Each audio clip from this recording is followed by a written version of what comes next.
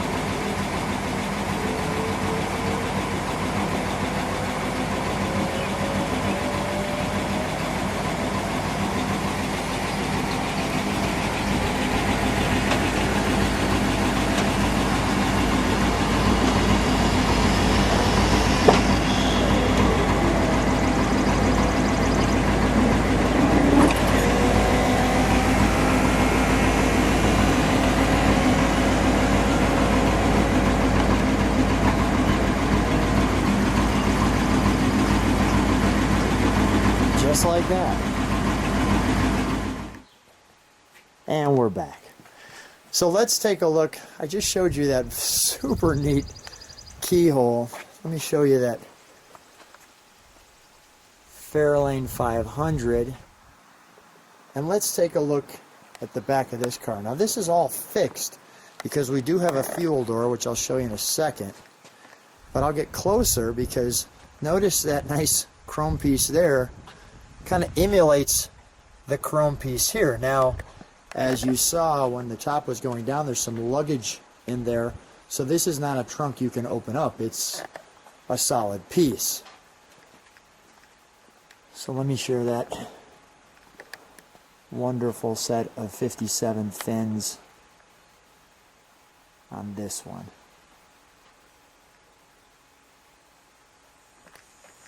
Just one other interesting part on this car is that there's 610 feet of wire in there to run that top.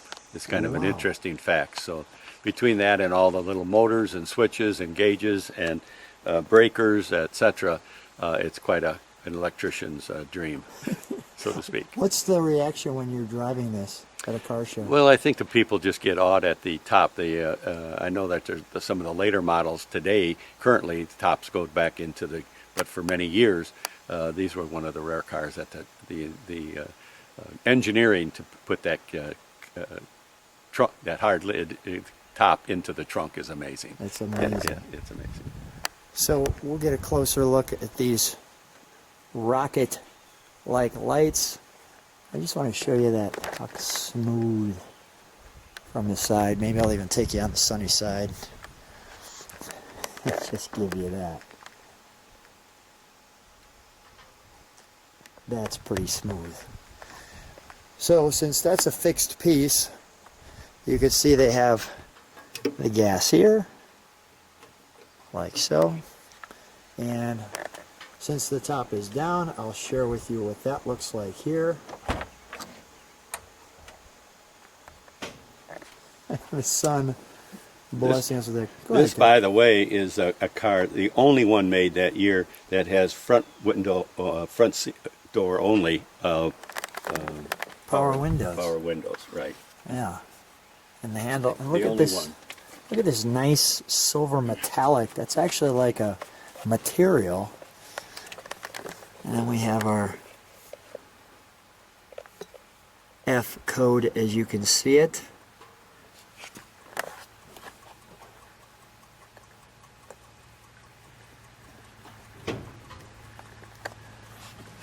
Our Ford, kind of interestingly, not in the back, but right up there. As I show you these front seats, and the back seat, with a wonderful Ford crest in the center. And if you can see, there's a little, there's a little metallic piece in there. And I'll show you that steering wheel.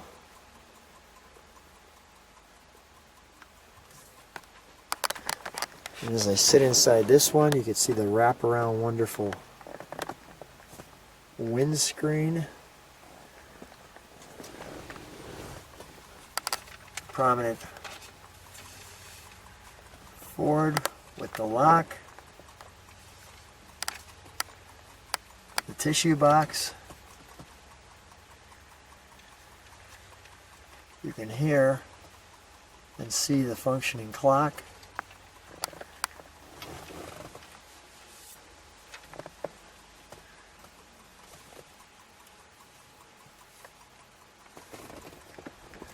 It's just the sweeping column along the speedometer, fuel, temp, your park.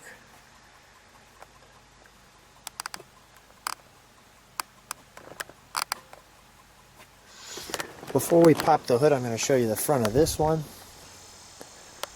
Notice these mirrors with the lights on the front of them. There's this wonderful Ford piece here, and on the back you can see this kind of bullseye like emblem. Well, let me show you the front of this.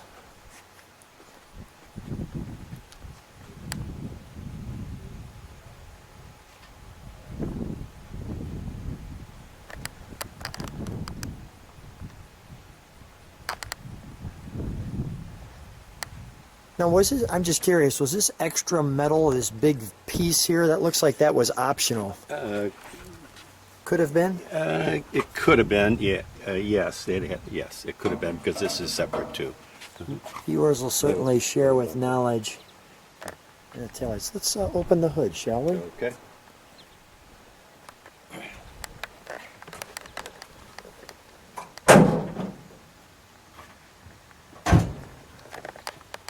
This great gold piping piece here. And there's, notice they call it the Thunderbird Special.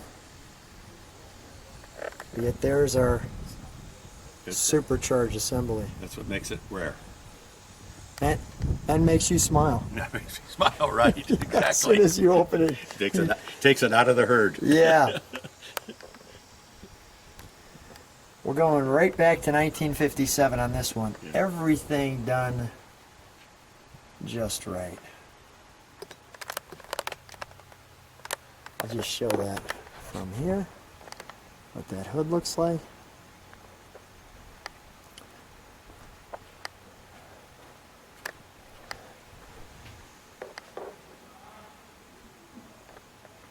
And you're not going to see that too often, this assembly here. That's quite the air cleaner.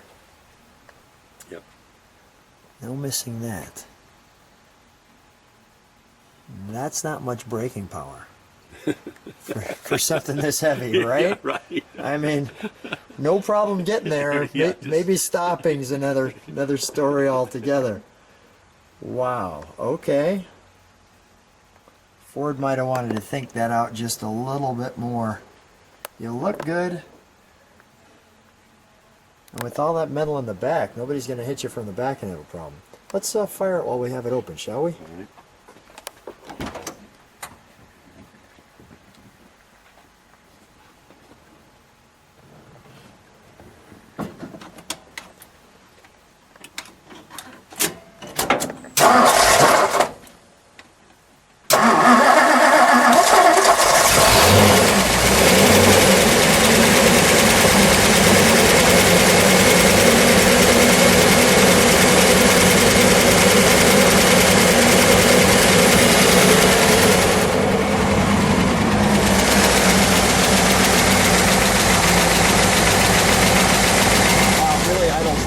Let's let it idle for a second.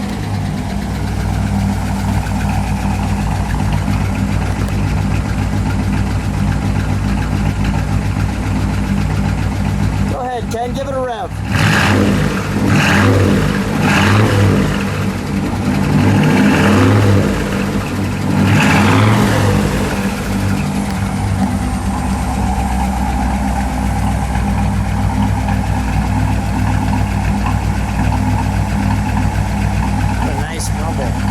Show you this one from the front.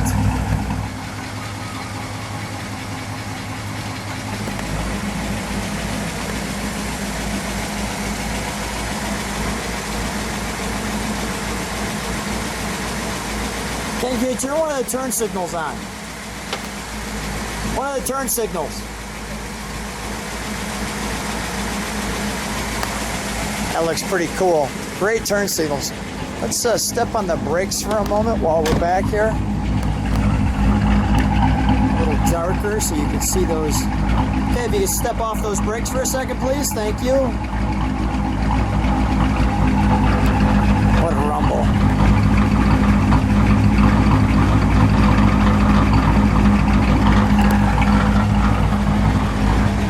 Well, Ken, we gotta take this one for a ride. Okay, let's go. Well, Ken and I are taking out the Ford convertible, the Sunliner, on a perfect day. Right. Just a perfect day. In the country, so we're going to let you just enjoy this one.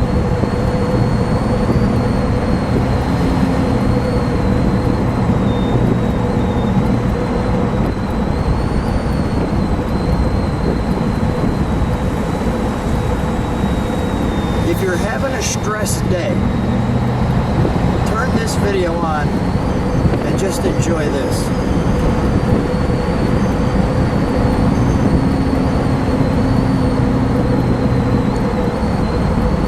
How does this one drive? Very nice. Nice and smooth. That Yeah, is that's right. that Long is car. quite the steering wheel. Yes, it sure is.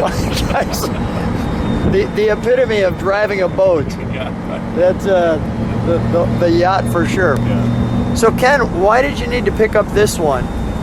Well, because of the all the retractables that they made this year, they only made 17 in an F code out of the whole. The amount that they made that year was 17 supercharged convertibles or retractables that year. So that's the real reason why I have this car. Yeah. Otherwise, it's just another retractable.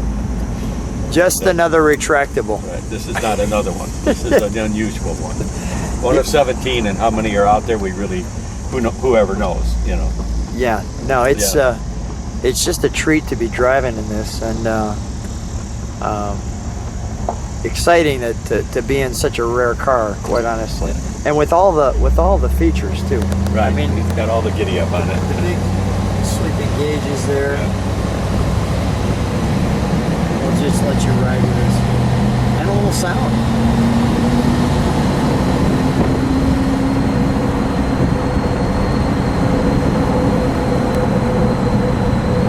I like how when we're driving here, there's like a bullseye on that hood. Right. So we know when we tag somebody, we really got them good. We either really, hit the bullseye or we didn't. We'll let you just enjoy this ride in the country.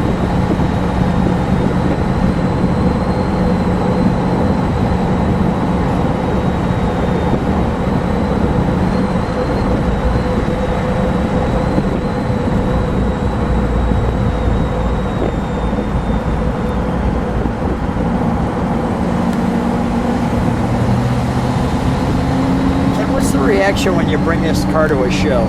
Well, I think a lot of people have maybe not seen the retractables, and I think they're always in awe when they see the top go up and slide into the trunk. And that was a real novelty. It took Ford, I think, over close to 3 years to develop that. Wow. Working. And I think it was one of the Ford grandchildren that were in charge of that project. Otherwise, they would have scrapped it a long time before. But it took them up to like 3 years to get it going. Yeah. And then in 3 years, it was they only made 20,000 of them over a 3-year period, and in turn they scrapped it after 59. Then I'm guessing it was maybe just too costly with yes, all the right, for the production engineering. They were down and to things like 8,000 cars and so. Well, Ken, what a treat! Always so much fun to hang out here with the Ken Nagel farm. Thanks so much for allowing me to share this car with the globe. Thanks for being on my car story. Thank you for inviting me. Thank you.